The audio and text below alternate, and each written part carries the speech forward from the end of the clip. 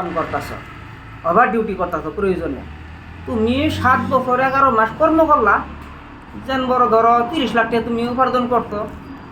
আর জামির কাহা 1 মাস কম 8 বছর ওই মেয়েটার পাশেই ঘুরলো, ওই মেয়েটারে রক্ষণাবেক্ষণ দিল, তোমার পহরা দিল, গার্ডিয়ানের কিছু কাম কাজ ফরমাসও করে দিল। কিন্তু যখন বিয়ের সময় হইল, তুমি পয়সা পাতি তোমার আছে, বাড়ি ঘর ভালো আছে, একটা গাড়ি আছে,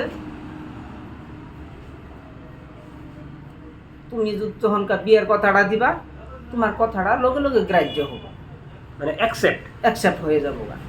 আর ধামির গাহারে জিজ্ঞাসা করবো খালি দেন বড় এই জেনে তেনে একটা বাড়িটা আছে আর কি, আপাতের মাটিও বেশি একটা নাই, কোনো ভালো একটা চাকরিও নাই।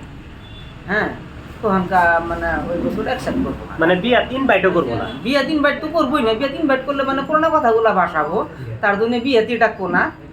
আর তুমি 1 মাসে কামিয়াবি হয়ে গেলা গা, তুমি সাকসেস। আর জামির কাহা 7 বছর 11 মাস পহারা দেওয়ার পরে 1 মাসে বিফল, তুমি 1 মাসে সফল।